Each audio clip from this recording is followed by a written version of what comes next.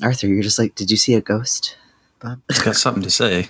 He does, Arthur. Let him speak. That's like one of the one funny things in Portlandia is the feminist bookstore is let them speak. That's me for Arthur. Is that where the Does anyone want to see my master's degree comes from too? So I use that one a lot. Is it? Does anyone want to see my master's degree? I think that one is. I think that's Portlandia. Yeah, no, the feminist bookstore is like actually hilarious. Does anyone want to see it? Yeah, no, I got it in a box up there, so I got my dead name on it because I'm lazy. I'm lazy, you know. I don't want to change it. It's queer culture. Arthur, what the fuck are you doing? Arthur. Serious.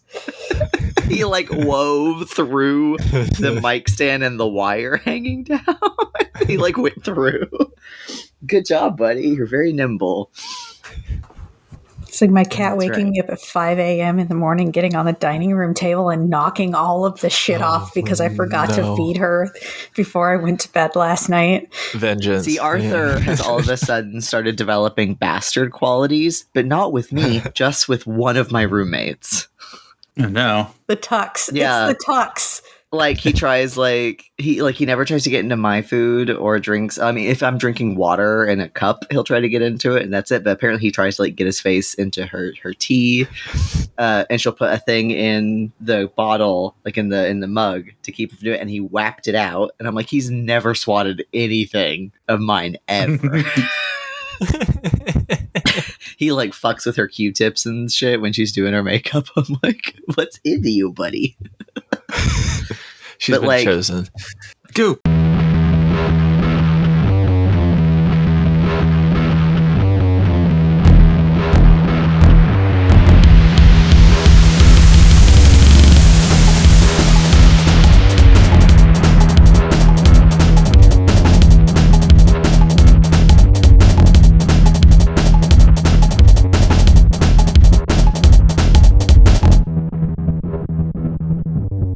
I'm Justin. I'm Skullcom Librarian. My pronouns are he and they.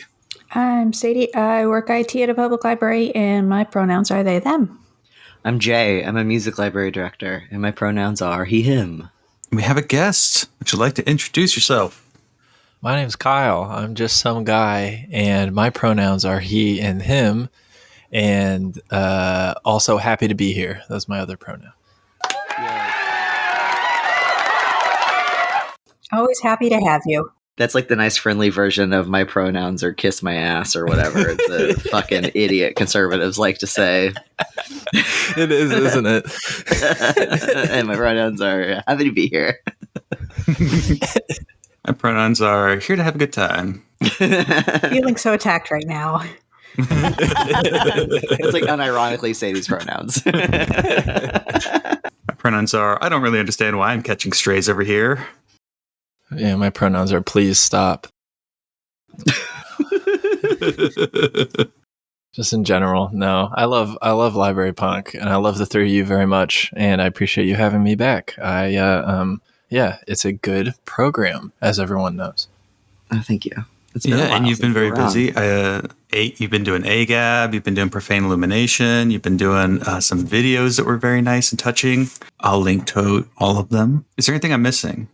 No, that's pretty much it. And just parenting. And I'm writing a book, but that's not available for pre-order yet because I'm sorry to my editor. I go on to podcasts and I apologize to my editor. That's my new hobby. Is saying sorry, Carl, when I'm on programs. But hopefully, you can also find my stuff. I do a lot of stuff with $0 and Repeater Media, who publish my stuff. And there's a couple of new things. That's where Profane Illuminations is. And there's a couple of there's some interviews. There should be one that's coming out recently that's about, it's an interview with a writer about a book about how music can affect sort of policy changes in your city, which is really great. And there's a lot of other good stuff on there too from my friends in Acid Horizon, as well as John, the Lit Crit guy, my co-host for my other show. And yeah, so I think would be of interest to your listeners in particular. I'll have to buy that music one for my library. It sounds like right up my school's like fucking alley. It's really like practical, which I think is like refreshing. Yeah.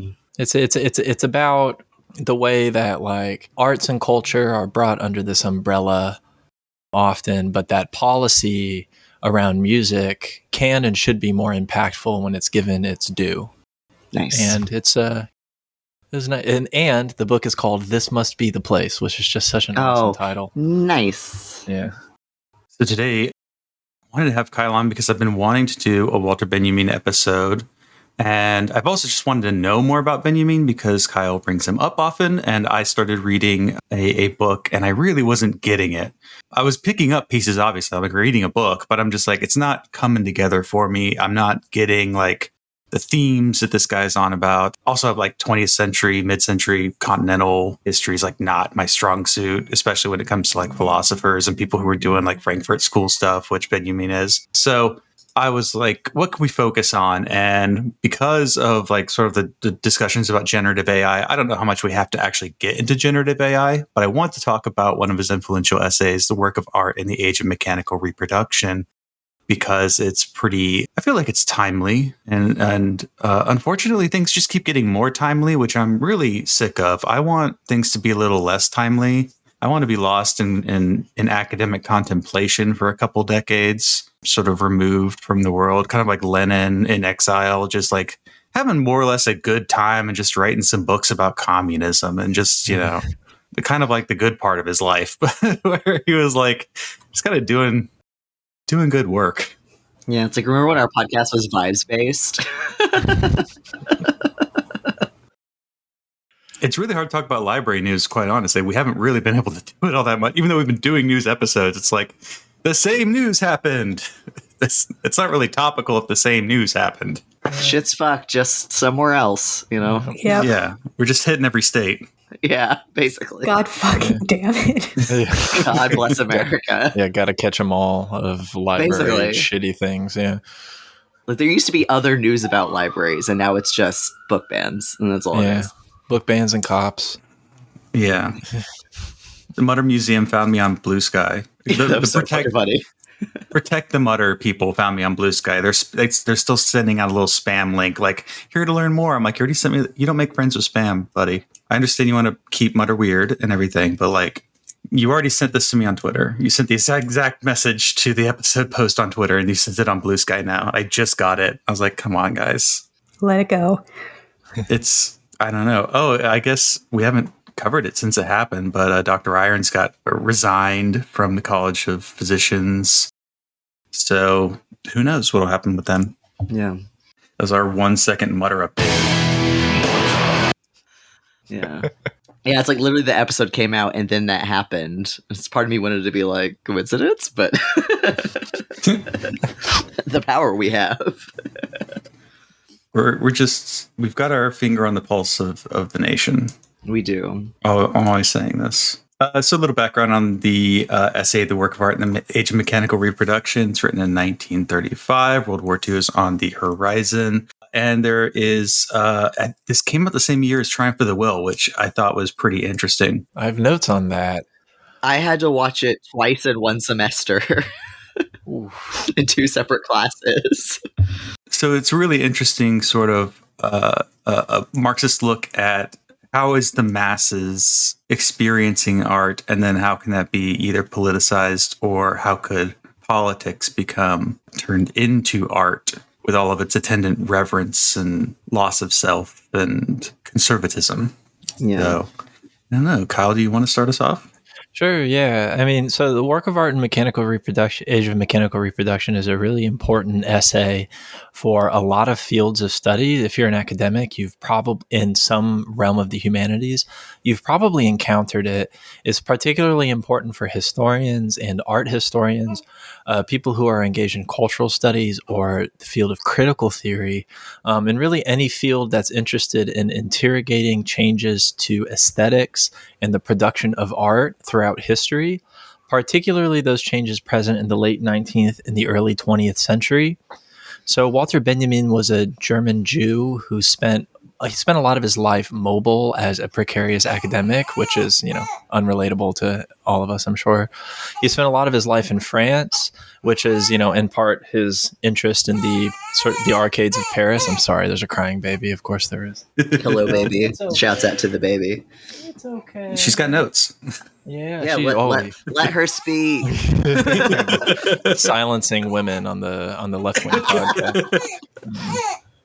Can I pick you up? Would that help? We'll just take a quick pause. Yeah. Okay. Kind of flying solo. One time, I'm gonna put the Lee Edelman side of my brain away, so I can be like, oh, look at the baby. Yeah.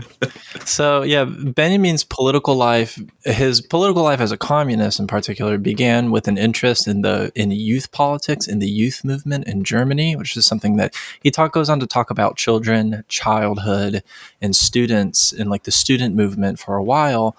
But he was best known, and then he got more involved in Marxist politics and visited the Soviet Union. But during his lifetime, he was best known as an art critic or a critic of literature and of theater. Despite his posthumous popularity and the discovery of his work as like a foundational thinker, he was a foundational thinker for the Frankfurt School. And this all came from, there's a publication of the collective volume of his work after he died in Germany in the 1950s. And then there were various translations of his work into English, but particularly a collected volume that came from Harvard University Press around that time as well. His role as a revolutionary critic, I think, is probably the most important framework to approach his thought. Oh, Abby, come on, baby. You gotta let me record. I'm sorry. Do we need to edit her name out? Nah, that's okay. Okay. Shh, it's okay. My husband's been working crazy hours, and so we've been kind of flying solo a little bit. It's okay. No worries. Okay. It's okay. There's no such thing as a podcasting emergency. Yeah, that's well said. So yeah, his work as a revolutionary critic is probably the most, and I would argue, the most important framework to his approach. Oh, baby girl, come on. You were just sleeping. I'm sorry, y'all. It's okay, baby. I'm sorry. I mean, the amount of hours we've spent on Jay talking to Arthur like this is incomparable. When one of us is patting the baby, the other one is patting our cat, Otis. And it's very fun. It's still very funny to me. But yeah, Benjamin was best known as like an art and literary critic in his time. His publications are in some ways all over the place. That's why collected volumes of his work became very important. For Benjamin, criticism exists downstream, importantly, from a philosophical sense, from an attempt to kind of transcend certain rationalist worldviews on the one hand. And on the other hand, he was attempting to move through history into this encounter with the present. And the thing about Benjamin that's most important, actually, is the fact that he came up with a theory of history. And it's not that his contemporaries weren't necessarily doing similar work, but he came up with a very unique way of examining the past, in that he had this, and this is why I really relate to him, he had this like very profound interest in the past. And the past for him had this kind of certain magic to it, which, is important to the essay that we wanted to talk about today. And he wanted to sort of attempt to illuminate a profane sense of things. The profane being profaning the sacred in a way that allows for us to examine the sort of like, again, the magic of history, the really powerful sense of things, while also working as a kind of revolutionary critic. And it's this combination of ideas that gave rise to what the scholar Margaret Cohen called Gothic Marxism, which is very important to my own thought, as well as those in my, sort of intellectual orbit, the horror vanguard, and, those are all a bunch of friends of the show. But the work of art in the Age of Mechanical Reproduction is about this profane illumination, specifically with regard to the origins of a field of aesthetics. And again, as Benjamin, as being interested in history, he takes this sort of like very to the origin of the idea of aesthetics. In its original Greek, being in translation, a feeling in perception, or a perception of feeling. So the original definition, I think is of prime interest to Benjamin in the critique of artistic forms.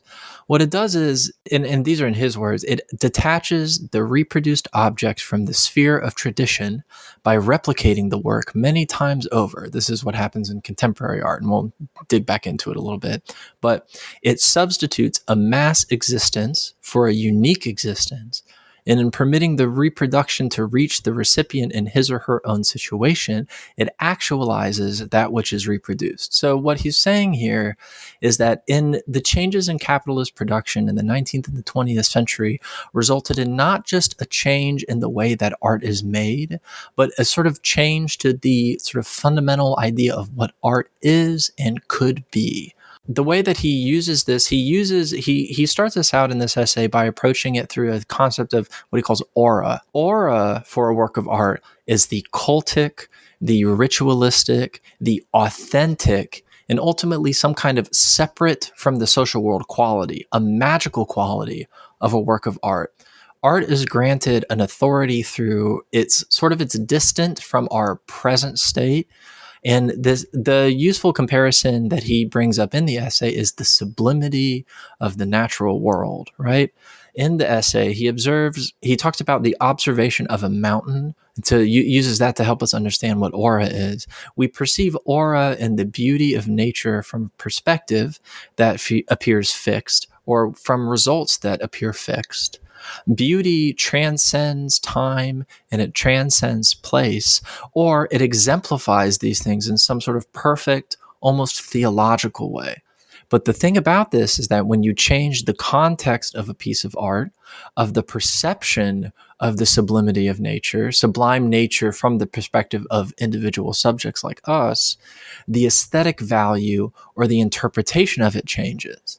So it's not that he's purely affirming the idea of art has this transcendent quality that moves beyond time and space, but that we perceive it as such, in spite of the fact that the interpretation of a statue, for example, on the one hand, if a statue of a Greek god in one context is about an affirmation of that social world or about a particular context in that time and place, you move forward in time and you can see that in a different context with different religious beliefs and different social environments, that statue can now become a profane object or something that acts as some kind of a forewarning or anything like that. So when you change the context of a piece of art, or perception or the aesthetic value or interpretation of that value changes. When it comes to mechanical production reduces or diminishes this effect of originality and unique and authentic qualities, and it mechanically produces copies.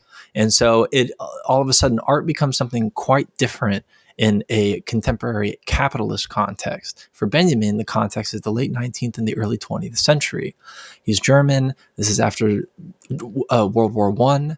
After sort of the Germany's push into Africa in the high era of imperialism and the backlash to the high era of imperialism, art, when it's made a copy of a copy of a copy, and when it's distributed in a more broader context than it ever has before, it ultimately avoids this cultic character, and it mobilizes and publicizes images into a great deal of perspectives rather than more fixed perspectives in our ever increasing interconnected world across this kind of fluid macro space.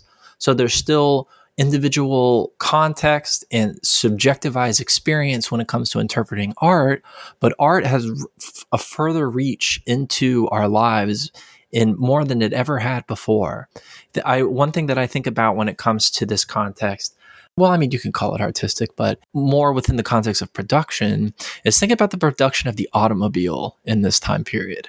In the 19th century, the automobile was being created originally in Europe, and then, it moved to the United States, where it became the U.S. became the sort of, leading automobile manufacturer in the world in the 20th century, with the production of the Model T and Henry Ford's changes to the way that to factory work, the assembly line. But the automobile started out as this in the middle and the late 19th century, something that was steam powered, that was incredibly expensive and difficult to produce. It was a certain status, a symbol of a certain status of a type of person, like predominantly wealthy people. Only wealthy people could have this and afford this kind of a thing. People who produced automobiles could only make a certain number a year. They would be, assembled, and it's very much like the history of capitalism, right? They would assemble, different parts of them and then put them together in a different place. Someone would do one thing, someone would do another thing, or if they produced it all in one place, it would take a very long time. You don't move forward very long in time before all of a sudden the internal combustion engine is invented, and then all of a sudden automobile manufacturing moves to different parts of the world, and then with innovation in production, all of a sudden you have the birth, not quite, it takes to the middle of the 20th century for the consumer culture around automobiles to emerge, but you see the very beginning of incredibly rapid changes happening in technology. And so all of a sudden, what was moving much more slowly before picks up a crazy pace. And now you have, like, individual people are now brought in to deal with this new mode of production. Benjamin being a Marxist, this gives us a really useful context, I think, for how he's approaching his sort of brand of criticism, because he's talking often about the technology of photography and the technology of film. In his role as an art and literary critic is about using his interpretation of these new mediums to sort of examine the social world. And it creates it's about new ways of living that exist downstream from changing modes of production. And for Benjamin, and I think he is like, Justin, you brought up the Triumph of the Will. We'll talk about Triumph of the Will, but the fact that this essay and Triumph of the Will came out so close to one another, I think so radically affirms Benjamin's thesis, which is that, and we'll get into the fascism question, which comes into the end, but the idea that art has taken on a new, completely unique quality via changes in production, if that all makes sense. The uniqueness of a work of art is inseparable from its being embedded in the fabric of tradition. This tradition itself is thoroughly alive and extremely changeable. An ancient statue of Venus, for example, stood in a different traditional context with the Greeks, who made it an object of veneration, than with the clerics of the Middle Ages, who viewed it as an ominous idol. Both of them, however, were equally confronted with its uniqueness, that is, its aura. Originally, the contextual integration of art and tradition found its expression in the cult. We know that the earliest artworks originated in the service of a ritual, first the magical, and then the religious kind. It is significant that the existence of the work of art with reference to its aura is never entirely separated from its ritual function. In other words, the unique value of the authentic work of art has its basis in ritual, the location of its original use value. This ritualistic basis, however remote, is still recognizable as secularized ritual even in the most profane forms of the cult of beauty.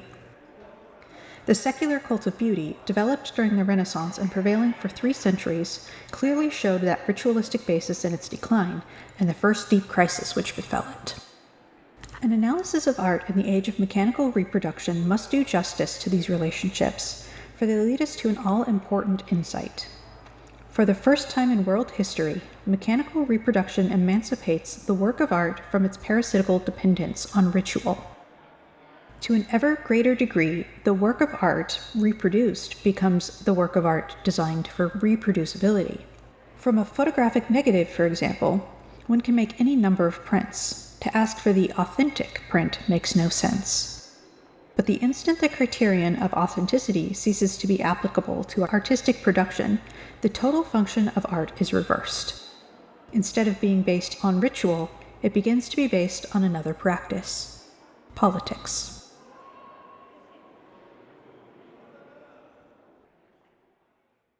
Yeah, what helped me understand the aura and the loss of aura over time is the cult value to the exhibition value. So things being seen in galleries, going from rich people own art to then these sort of exhibits in which other people can see art. And then from exhibition value to reproduction, in which art can come into your life in lots of different ways. And in fact, can sort of just like be now sort of just beam to your phone at any moment. So that there is this sort of loss of cult value. And sort of, you also see it in sort of the disrespect of art. There's probably a connection to proletarianization of art. But, the good Twitter account for exposure, where everyone's like, why would I pay for art? Just sort of not understanding that takes effort. And then, of course, with all the generative AI, everyone being like, yeah, this is democratizing art. And it's like, you're making shit that no one bothered to make. It's not really, what's the value in it? There's sort of like there's a labor theory of value to be pulled out of there. It's, why would I read something no one bothered to write? And also, like, the thing with AI is not necessarily that there's no, quote, original. It's more like how it's being used to exploit, like labor. Yeah, it's definitely not making money or anything. It's definitely not revolutionary. It's sort of I think the last dying gasps of low interest rates culture on tech as a field, and maybe we'll see much more conservative growth because no one's making money off of this shit, and kind of can't. Yeah, it's almost in this. The AI stuff is almost in this. Like, now I'm not by any means even close to informed or expert on this, but from passive observation, the AI stuff seems to almost be in this. It's this extremely sort of contemporary third space between like the consumptive model and between art as a form of expression and production, and rather as this like it's an analogy that I use probably too much, but this sort of like pink slurry that turns into chicken nuggets that is really sort of central to the way that we consume culture. I guess it's more about like, well, Benjamin would be relevant to it in the way that it produces in our relationship to these sort of the artificial image, the art of like what's I think so useful as a diagnostic practice for the functions of AI is how it like contributes to this passive consumption. And I think like the essay that we're talking about, like really, I think what part of what's so useful about it for our contemporary moment is that we have become so adapted to the like for the film model, and like Benjamin's relationship to film is the thing that I feel the most sort of qualified to talk about. And the way that film has sort of embedded itself into the cultural parlance of our contemporary moment in a way that moves beyond not just sort of like its ability to capture and produce our imagination, but how it almost functions as the imaginary itself. AI serves a purpose, but the purpose of that is almost absent. It's this like rather than like it producing a kind of aura that is like theological in a sense, right? Rather than if it's something that comes from outside, but in a passive way. So it's almost as if like we're able to like observe, but unable to interact with. But our idea of observation becomes the interaction itself. The shooting of a film, especially of a sound film, affords a spectacle unimaginable anywhere at any time before this. It presents a process in which it is impossible to assign to a spectator a viewpoint which would exclude from the actual scene such extraneous accessories as camera equipment, lighting machinery, staff assistants, etc., unless his eye were on a line parallel with the lens. This circumstance, more than any other, renders superficial and insignificant any possible similarity between a scene in the studio and one on the stage. In the theater, one is well aware of the place from which the play cannot immediately be detected as illusionary. There is no such place for the movie scene that is being shot. Its illusionary nature is that of the second degree, the result of cutting. That is to say, in the studio, the mechanical equipment has penetrated so deeply into reality that its pure aspect, freed from the foreign substance of equipment, is the result of a special procedure, namely, the shooting by the specially adjusted camera and the mounting of the shot together with other similar ones. The equipment-free aspect of reality here has become the height of artifice.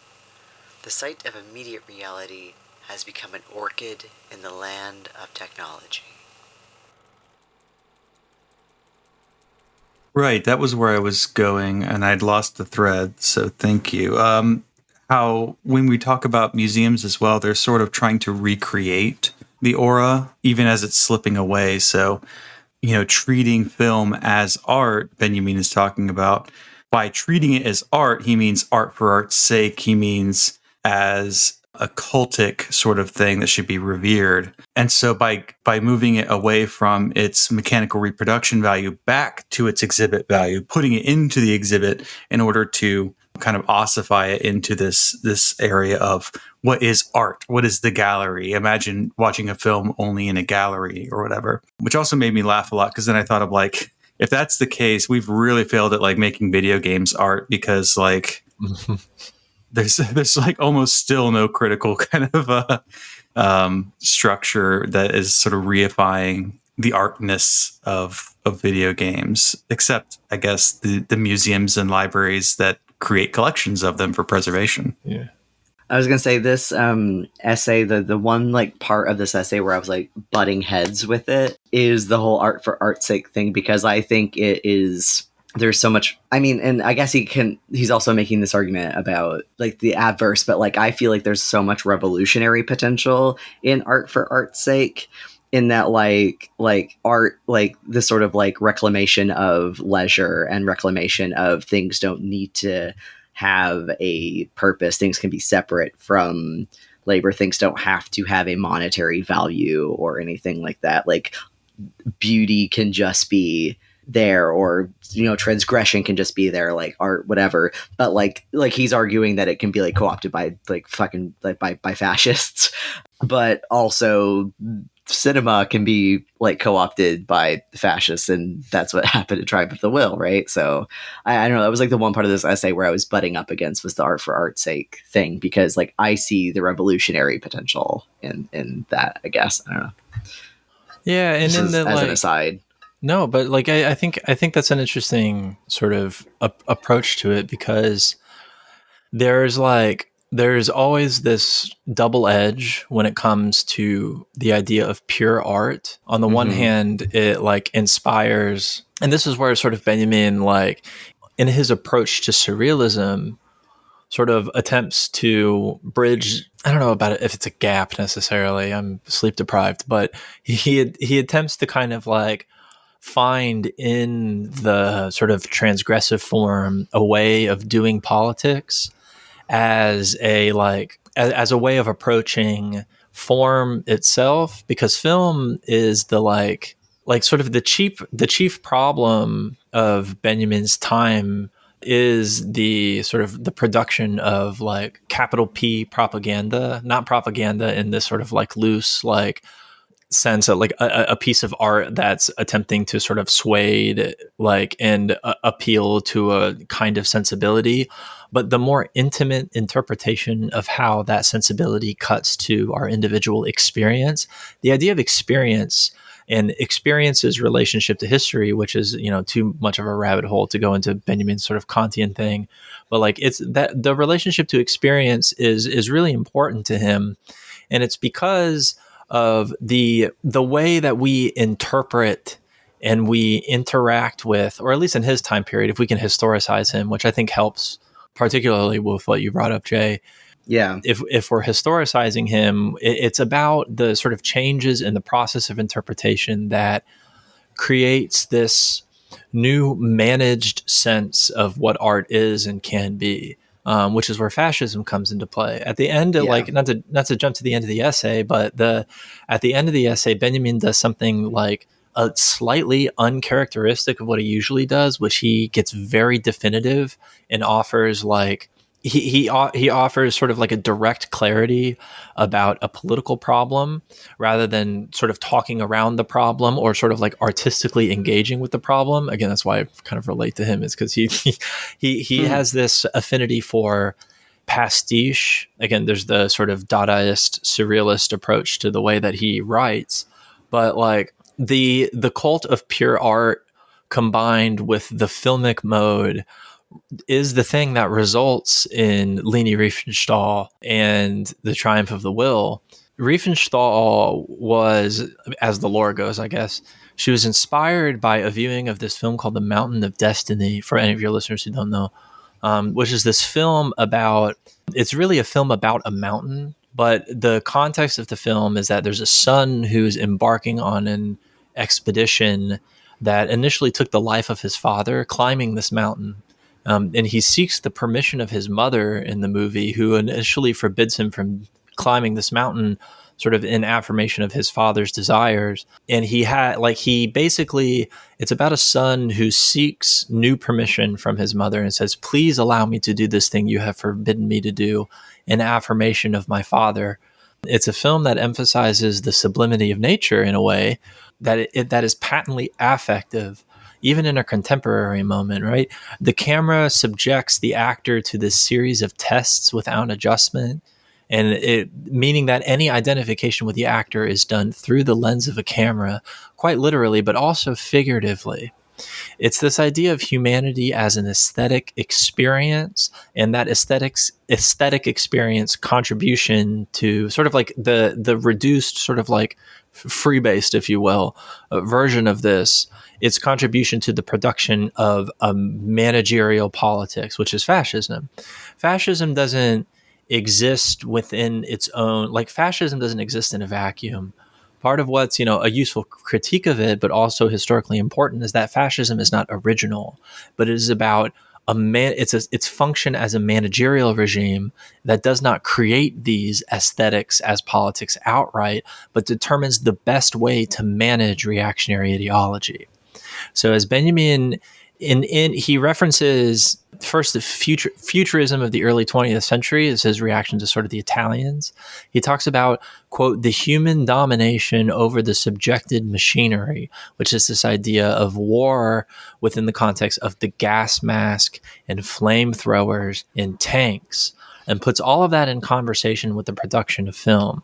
There's of course, a communistic response to this synthetic aura that he believes like you should politicize art in a way of passing through the technological process to reconnect with a sense field of human experience.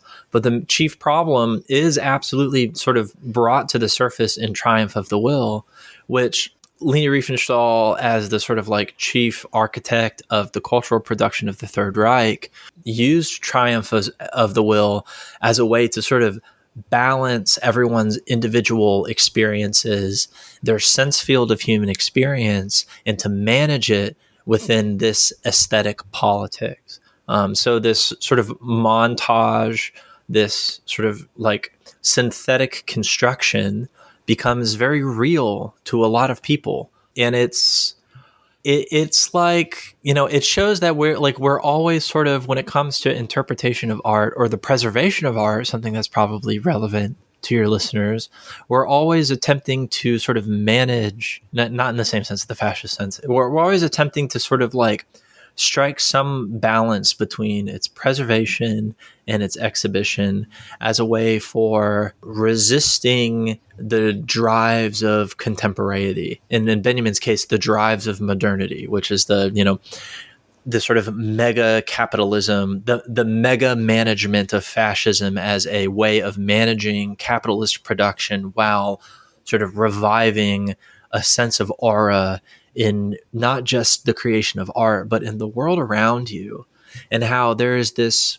sort of magic in this sense of belonging to a reactionary, ultimately imagined synthetic version of history. And instead of thinking, Benjamin's challenges to history in general is always about history's sort of imposition on the present, but also that present's way of manifesting, writing, and interpreting history. So history is not this thing that ultimately comes from outside. It does come from outside, but the way that it intervenes and impresses itself upon the present, it's almost inescapable in a way. So I talk about in the book that I'm attempting to write in between podcasting and feeding a baby is it's chiefly about the harnessing of that as a kind of spectral energy. This way that, like, in the same way of politicizing art as this reaction to the more sort of fascistic aestheticizing of politics, in the way that we're able to use history and interpret history through this mode in a way that repoliticizes the present using the past while not being fascists. The past has something to say, but it is always bubbling up from within the present. And ultimately, as Benjamin says, when we're approaching art in this way as an attempt to like illuminate the profane as such, that also history does not necessarily have to exist with this aesthetic politicized quality, but that in the case of Marxism, it allows us to use the contemporary social world as a way of interpreting those same things. So the context in which something manifests also offers its primary critique. And so film as a form of art and photography and the mode of production, despite this loss that we have of aura, there is still history to be written within this context. And that's why it's necessary for him to find some element of politicization in the production or the preservation of art, because it all comes from within that sense of interpretation. If I can somewhat change the course, because this ended up reading Benjamin got me thinking about Bataille a lot, and I do have like a contractual agreement to bring up Bataille every episode until Hot Bataille falls over. Yeah, all folks. But yeah, what Jay was saying earlier about the art for art's sake really got me thinking about like consumption, because Benjamin is looking at this from like a production point of view of like the way that we create art is not only like changing its distribution, but it's also particularly in film, it's like breaking up moments. You know, you can film someone jumping off a scaffold. You can film the fall later. You can juxtapose a man looking hungry with a plate of food. Shouts out Kuleshov effect. Yeah, and you can see things that you can't otherwise sort of see with your eyes. So there's like no original there because it's all spliced together and edited and changed. And it also sorts of, on Bataille's end, he's thinking about consumption. How do we consume? How do we have excess? How do we give gifts? How do we waste time? And also have these moments of the non-self, which I think is probably why people thought Bataille sort of reactionary, because he says we love to lose ourselves in a crowd. We love to be overwhelmed by nature, both of which were what you brought up with Triumph of the Will and the what was the one about the sun and the mountain? Mountains of Destiny. Mountains of Destiny. Yeah, there's so many fucking mountain movies that are like in early fasci Germany. So many fucking stupid hiking movies. That's all there is. Hiking is fascist is my take. Just kidding. Yeah, don't make me hike. Yeah, don't make me hike. Putting it in my Tinder profile. No hiking. Hiking is revisionism. So, but what Benjamin is saying in the end, I think it dovetails nicely, is that there is this desire to then turn the fascist desire to turn the only thing that can really be. Let me get the right phrasing here. It ars periet mundus. Let art be created, though the world perish, says fascism, and expects war to supply the artistic gratification of a sense perception that has been changed by technology. This is evidently the consummation of l'art pour l'art, art for art's sake. Mankind, which in Homer's time was an object of contemplation for the Olympian gods, now is one for itself. Its self-alienation has reached such degree that it can experience its own destruction as an aesthetic pleasure of the first order. This is the situation of politics which fascism is rendering aesthetic. Communism responds by politicizing art. And this is sort of the fascist endgame, and there is no other, and it allows us to unite under against an other, being represented the massive troops cheering on your side. And I think Bataille also had a lot to say about war, but I'm not as clear on it exactly. Like, because I know he held back some of his writings over time because of the Second World War, and he didn't want to write about war as sort of like a great limit experience because he thought that was, just not to be done at that moment. And I think he maybe saw the danger in it. So I just am interested why these two thinkers are both dovetailing. Plus, they both have interests in the same things, like religion. They're both and history and reading, pulling things out of, or not necessarily out of context, but pulling things together in ways that are interesting. And they were friends. They had a relationship with one another. It's interesting, like the Arcades project, which was Benjamin's kind of his own magnum opus. His approach to the I think it's the most useful context for his thought in general. His, as he's the love letter to a dying Paris, because he has this affinity for the drama of lost art or whatever. And I'm also very dramatic, but that's because I'm gay. And it's like this idea that there's a repository of objects through which the interpretation of modernity can remain very key. And that it exists in this sort of psychosocial imagery of space. He entrusted Bataille with the manuscript for this. I think it, like in part, like now, there's a lot of interpretation that we can do of their relationship. That did they kiss? Did they explore each other's bodies? Like, that's what I want to know. That's what we all want to know. Bataille was a freak, apparently. So. Benjamin was also very horny. That's one thing that people don't talk about, is that he was very horny. I could tell from his writing, by the way. He's like talking about like orchids and penetration. I'm like, yeah, that's right, do it, buddy. Yeah, we gotta love a tiny German Jewish man talking about penetration. And it's interesting to explore this idea of like energy production as this, for Bataille, this kind of like form of luxury or leisure, the sort of our potential destination for excess. While Benjamin attempts to sort of like capture this, Bataille sort of releases it almost in a way. That's probably not a very good interpretation, but that's the one I've got. It's like, I don't know, they're like the relationship between them, like the idea that it sort of settles on the library, I think is very poetic. Like even if I were on a different podcast, I would say this, that like the sort of necessary cataloging involves this sort of like critique. And I think what's interesting about, particularly if we settle in on sort of the Marxist question when it comes to Benjamin's writing, and I know in the show notes you brought up the Gurdjieff, this idea that like we're going to, like when Marx writes in the Fragments of Machines, he's talking about this sort of capturing of the leisure time, and the way that this sort of like settles into the capitalist mode of production is by.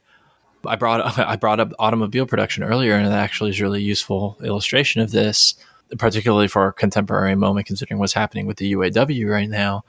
The change in the mode of production required sort of the setting down of individual tools and the individual skills from workers, and instead, and the incorporation, and Marx didn't know this, but it ended up happening through Fordism, the incorporation into this like larger sense of production, this sense of automation that attempts to, while on the one hand displacing individual sort of like worker qualifications and abilities, the more specialized work that came in the beginning of the 19th century before the Industrial Revolution. And the Industrial Revolution happens, and then all of a sudden you see this emergence of what we call unskilled labor, which which isn't, it's a descriptive, not a prescriptive term. So it has this, it's about, the function of an individual worker on an assembly line rather than their, individual value.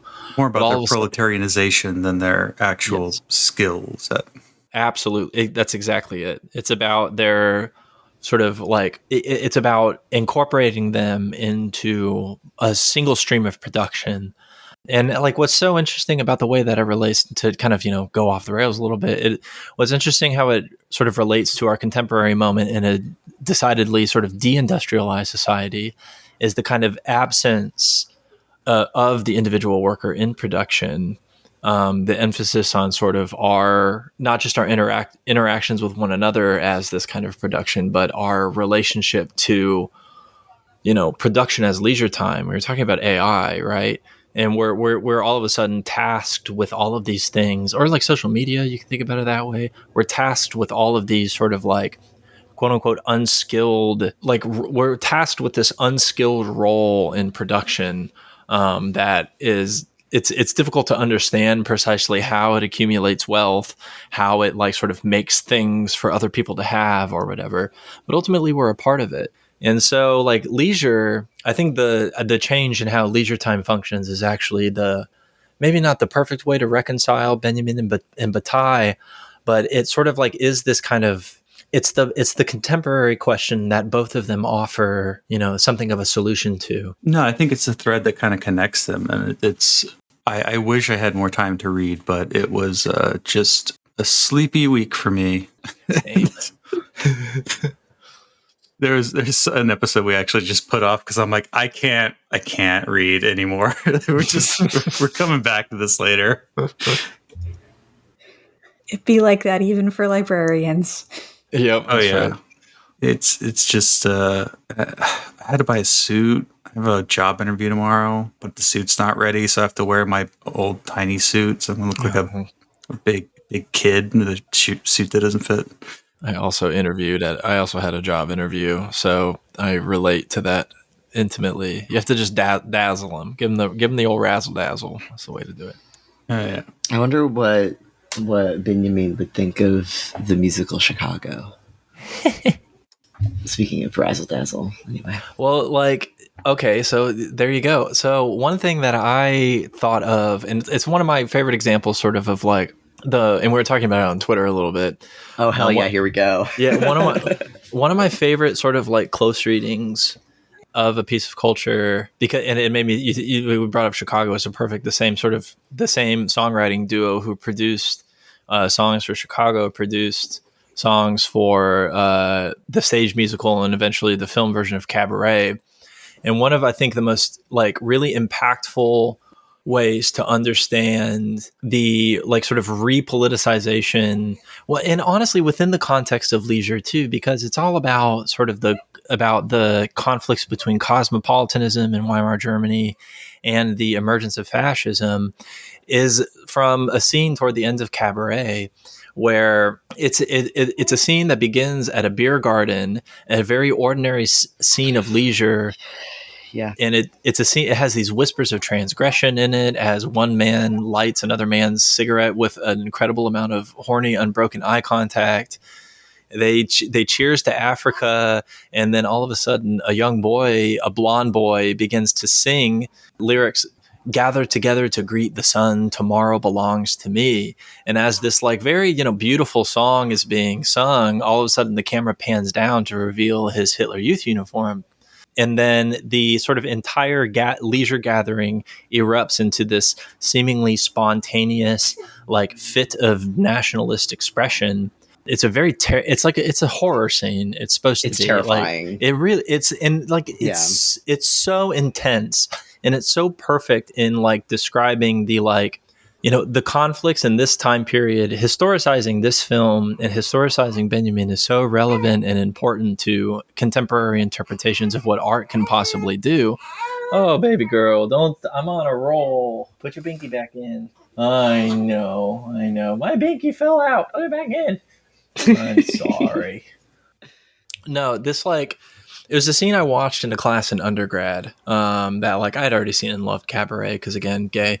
But I watched it in a class about Nazism, and this entire class was all about, the class didn't have anything to do with World War II. It was everything leading up to World War II.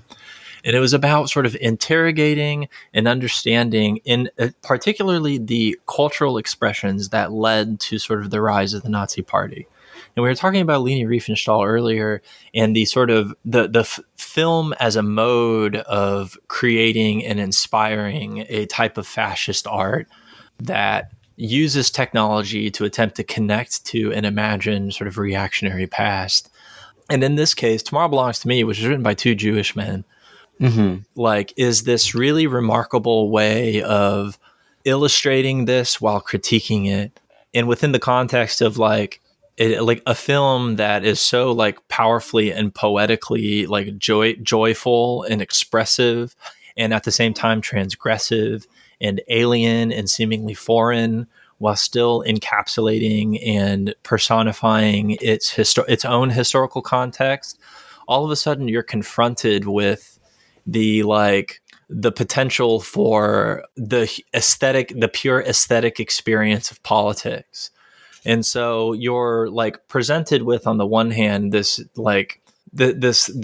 transgressive forms, and on the other hand, those transgressive forms are then confronted with something that, like, to those in the film, as well as to people who like very uncritically used that song, including like gay Nazis in the United States, apparently, used this song uncritically as sort of like an exemplification of the very thing that it's critiquing, I think is such a useful portrayal of the tension that is necessary for approaching interpretation that Benjamin, I think, is trying to, because on the one hand, Benjamin like wants to talk about what's lost, but also wants to talk about what's gained in this essay. There is something lost with the loss of aura, right? The time and the place in the production of art is devalued. But at the same time, what's gained is this new potential for interpretation in a wider sense from a greater deal of people. And why that through this interpretation and approach to technological production is perhaps the solution to its own it's like I was talking about earlier, within its own context, the problems create their own solution, which is very Hegelian, Aufheben, right? It's this reconciling of difference in a way that is in somehow, despite our, most immediate understanding, manages to give rise to the new. Yeah. Sadie, did you have any questions about what about the essay that you wanted to throw at Kyle while we have him? I have to admit that I didn't really get it. And I think that's just partially just my brain lately has not been in a very philosophical form of thinking, but also just, I guess, no. I am really interested in, like, I am listening, even if I'm like silent. So just checking.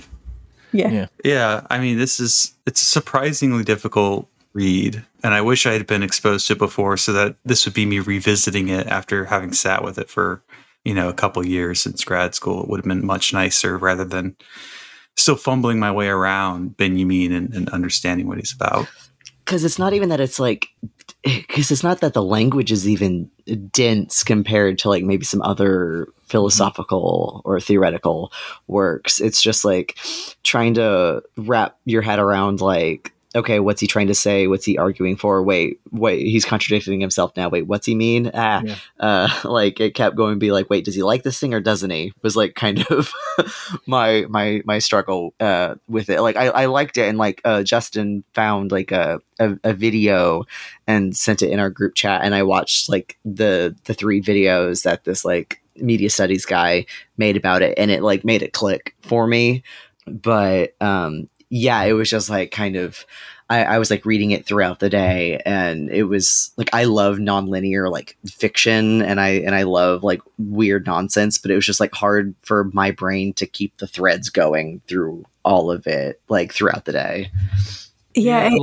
No, go ahead, Sadie. I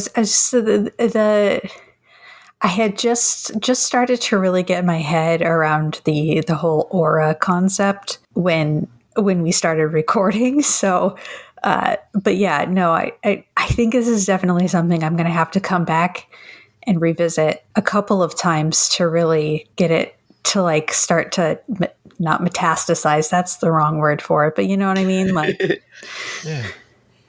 yeah. So like you've all touched on like, I think like this is, and it's probably the thing that's continually frustrating about Benjamin's thought, but you've touched on it in a way, which is this idea that like one of Benjamin's sort of like the chief figure of his thought is the flaneur, which is the it's the walking poet who wanders around and is sort of fascinated by, confused by, surprised by, perplexed by, across a sort of a spectrum of feeling, sort of like the various context of his environment. I always refer to sort of like the way that I approach my own sense of writing is I'm like a hobo poet, which is this idea that like our states between our waking sense and our sleeping sense are these sort of subvertible frontiers through which thought actually manages to sort of reveal itself. Like Benjamin talks about this idea of waking from a collective dream as a way of realizing the necessity of our own politics. And I think what's so interesting about that and what's worth pursuing is that it aligns itself so closely to the way that we approach our day-to-day life. It's this combination of our sort of realized, our actualized experience with our sort of subjectivized interpretation of how the world works. It's this very strange, this very sort of like alienating sense that is unique in modernity and post-modernity. Like, it wasn't always this way. It's kind of Buddhist. Yeah, well, like really, like it has this it's this precision and these oppositional qualities that like that which is sort of like radically foreign all of a sudden becomes, individualized and meaningful in this ultimately gradual process of awakening. And like my argument that I've been making sort of passively in my writing and the things that like and videos that I make online are all very personal these days. But those personal experiences are always the inspiration for theory. I'm never just talking about my personal life, right? You can't watch a video that I make and say, Kyle's going through X, Y, or Z, even though I'm directly stating that as such, is because all of that for me is the theory itself. So the experience, like Benjamin talks about the experience of in the language of children, as well as sort of like the language of dreams in this sort of like inversion of the Freudian sense. He calls for this awakening from a collective sleep that we all have. And like sort of my expansion on that has always been like this, again, an additional sort of like artistic dimension in that idea, which is that awakening within our dreams. And I talk about this in Profane Illuminations a little bit, that like to be able to not be reduced to the sort of, not only are we pushing against the one-for-one interpretation of our dream state, right? We're looking for the manifest content when there's actually embedded latent content and all of this stuff. But what if there is a possibility within to recognize our collective sort of balance between these waking and sleeping states? Something that the Marxist thinker Ernst Bloch also talks about. He talks about daydreaming quite a bit. What if we're able to sort of like awaken within this sense of interpretation and be awake within the dream? And is that not the potential for our diagnosis, or is that not the potential for our diagnostic capabilities? And so I guess what I'm most interested in when it comes to this, not just as a model for interpreting history, if you're listening to this in the future, please go get my book, but this idea that like we're not yet conscious of what is possible, and we're not yet conscious of what is not yet. So we are so sort of pushed in our sort of like we're pushed and we're pulled in between these, these waking and these sleeping states. More and more, I think we get deeper and deeper into this kind of like dreaming state in our contemporary moment. We're put so much more distance is placed between us and our mode of production, us and our potential for interpreting the world around us and culture, right? We are now so much like individual people are like buried within the production of culture. We react, we interpret culture, we consume it, and then we react to it, and then we post that reaction, and then that reaction is reacted to by other people.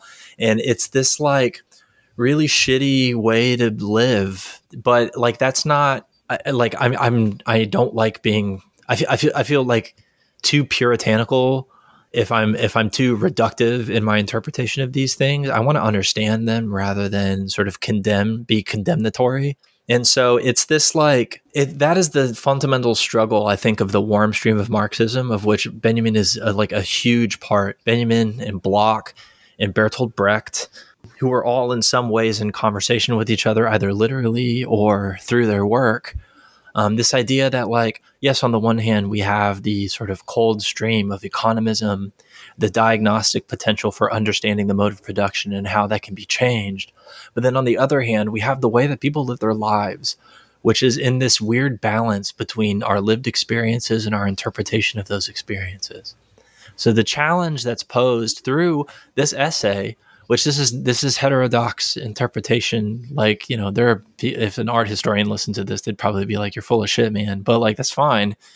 Like, I truly believe that the challenge between this is trying to find some sense of how we interpret, and that Benjamin, in sort of platforming the figure of the flaneur, has, at least for me, given me the opportunity to interpret my own experiences in a way that does not reduce them to the realm of experience, but that unleashes them within the social world. And that's what Marxism does, and that's what Benjamin's sort of interpretation of Marxism allows us to do, is to take the things that feel the most discrete and to recognize how profoundly social it all is without reducing it to this dry sense of the social world.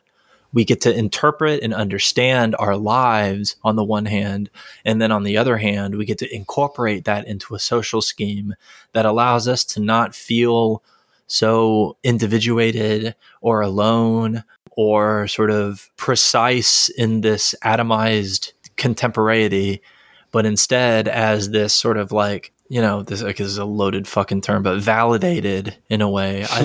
In this context, I feel like my interpretation of my experiences are validated by the mode of production. And that is very, in my opinion, very important to any contemporary interpretation of what Marxism has the potential to do as a way of thinking. Because everything else, it either gets so dry or it becomes about this sort of like vague sense of like affirmation. You know, I think affirming people and their experiences is very important, of course, but if that does not have any interaction with or isn't used for as a means for interpreting the social world, then ultimately that's all it is affirmation. And I don't want to be affirmed. I want to transcend that affirmation, like while including its, you know, the struggle against it, you know, that's yeah. Yeah. No, but I mean, pulling that all together is really helpful for me because it's the great power, I think, in a lot of Marxist thought is realizing that everything is a series of relationships. And even though we say like, oh, this is social media, we use it in like profoundly antisocial ways. But because of that, we are also still participating, and you get to see like, why is this an antisocial use of what should be a social metaphor? What's the impact of, I don't know, fewer people going to see movies in person and waiting for them to stream at home? Why was Zoom comedy so bad? And it's because like, why are most films of Shakespeare so bad? And it's like, oh, because the audience has to laugh. There has to be like this participatory stuff. Yeah. And it can only be filmed and reproduced as sort of a stage play. And that's sort of like an interesting thing about comedy that I came to realize is like, it is just sort of theater, and it can't not be. It was never about the jokes or the clips or the sketches, even though a lot of comedy albums kind of had those. We found out that sort of like in mass as an art form, it didn't work. Yeah. And then further thinking about like, okay, what does that mean for it as an industry, or how people relate to it, or how people retell jokes, or any kind of endless thing. This isn't Pod Damn America. I'm not going to psychoanalyze comedy, but it's just something I was thinking about. And also, I was in like a mood yesterday, so it was very funny that dreams came up so much, because I went to bed because I'm a lucid dreamer. So I was like, okay, I'm gonna have a lucid dream. I'm gonna like make sure that I'm aware that I'm dreaming next. And I was like, I really hope something interesting comes along to tie the lines between sort of what I'm thinking about politically right now and Benjamin, sort of like the spectacle of war. And instead, I had a dream about trying to navigate a farm, getting back to the road so that I could go buy gas, because my car was out of gas. And I was in this massive farm just talking to people and watching their little lives fold out for a really long time. That's so Benjaminian. That's so the extraordinary and the ordinary is what inspires me all the time. Like these little senses of the world that we have, these little objects that we collect, Benjamin has an essay about unpacking his library for a reason. Like it has this like, there's so much meaning, like not just for ourselves, but for other people in these kind of like this small sense of things as they are that I find very poetic. I don't know. I don't know, maybe like, I'm sure that there's some sort of way I can extract my own interpretation of that and how it, my bias, my conscious or unconscious biases combined with my actual experiences, makes me inclined toward thinking about our small little lives, like the small time that we have left on this earth, as a way to like think through politics. But I honestly don't, it's only because of that I'm like, well, I don't know any other way to do it. So I might as well observe the small things and try and find some sense of meaning, like, and Marxism just gives Marxism grants permission for that. And I only see that through this way of thinking through it, I think that's great. I seriously need to like look up if there's been any like scholarly work on Benjamin and like Buddhist, specifically like Vajrayana or tantric thought, because the micro as the macro and like the mandala and like meaning and how like things take on these meanings, and like the individual thing can represent the big, like the where the macro is found in the micro, and vice versa and all that. And like everything you were saying about like dreams and waking, I was like, shit, I wonder. It's like literally when I took a Buddhist philosophy course in college before I was Buddhist, I was like, this is just like Derrida. I'm like, and then I found a thing where someone wrote about différance and this one specific Buddhist concept. So I seriously need to look up to see if there's. It's on the brain because me and Kate recorded Monday night an episode of Tinder Subject about Buddhism. So that I still need to edit. Oops, sorry, Kate. That's interesting. Like the religion. We didn't even get into the religious dimension of Benjamin, which is like, so like interpreting Benjamin through this. Like, it's a lot of people try and interpret him like through his like most relevant contemporaries. Like he's closest to, like he was friends with Adorno. Like interpreting him through Adorno, or interpreting him through Western Marxism of the time, or interpreting him through Gershom Scholem, who was his very close friend. They exchange a lot of what we understand about Benjamin. Bless you, baby sneezed. A lot of what we understand is through letters that he exchanged with these various figures. And like I take you could call it the lazy way out, or you could call it the most sort of like you could call it one way or the other. He's not any one thing. He's a combination of all of these things. But his relationship to Kabbalah and Gershom Scholem, the sort of chief revivalist of Kabbalism, I think. Oh, that makes so much more sense now. I mean, and I think that religious dimension is sort of like not transcendent, but like movable in a way, and that's what's so important about all of it. Like it's just, he was a secular Jew, like he was a bourgeois Jew, and so he was primarily secular. But like his relationship to like a huge figure in the interpretation of Jewish thought in the 20th century reintroduces the religious element, not reducible to a particular sense of religion, but to the realm of human experience. And thus, like, it has this like I'm a fucking Protestant, and like this little Jewish man is my chief influence. Like, it's like Benjamin and Jesus, like, which, I know Jesus was Jewish, but it's, I can only overcome that. I can't sort of reduce anything to it. I have to try and, move through it and above it, which I think Benjamin would like. I don't know. Yeah. You're stuck. You're sort of abandoned to the world of your tradition you grew up in. And that's why conversion never to anything else never really appealed to me. It's like, no, this is what I'm saddled with. And the only way out is through.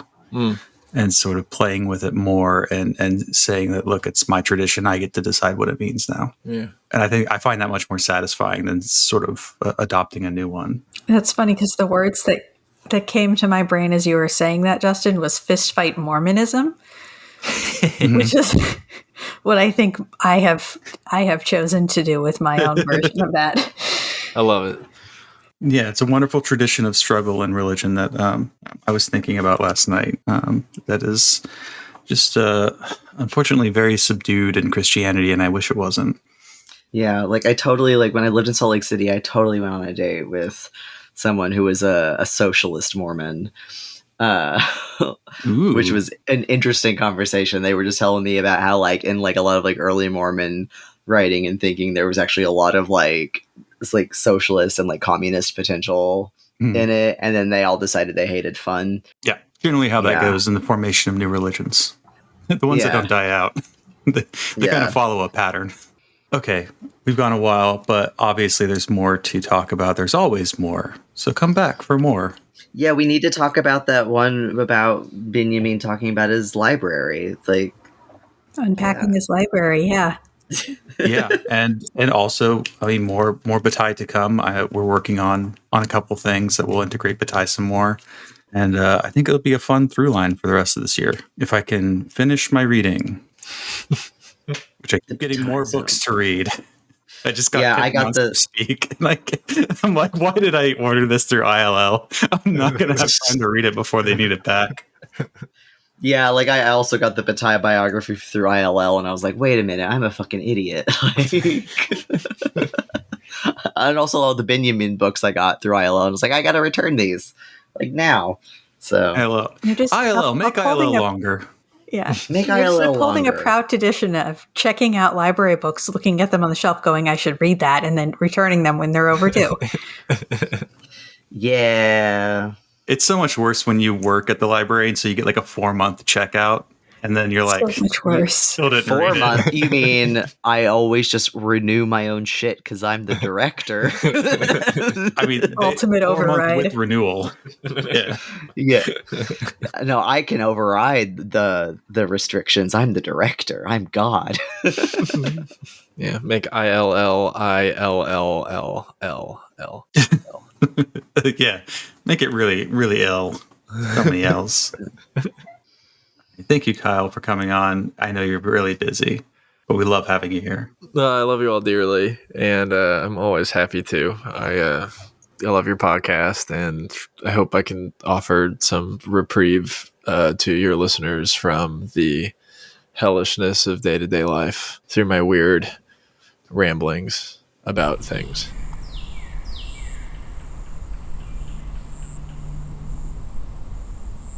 The concept of aura may usefully be illustrated with reference to the aura of natural ones. We define the aura of the latter as the unique phenomenon of a distance, however close it may be. If, while resting on a summer afternoon, you follow with your eyes a mountain range on the horizon or a branch which casts its shadow over you, you experience the aura of those mountains, of that branch. This image makes it easy to comprehend the social basis of the contemporary decay of the aura. It rests on two circumstances, both of which are related to the increasing significance of the masses in contemporary life. Namely, the desire of contemporary masses to bring things closer, spatially and humanly, which is just as ardent as their bent toward overcoming the uniqueness of every reality by accepting its reproduction.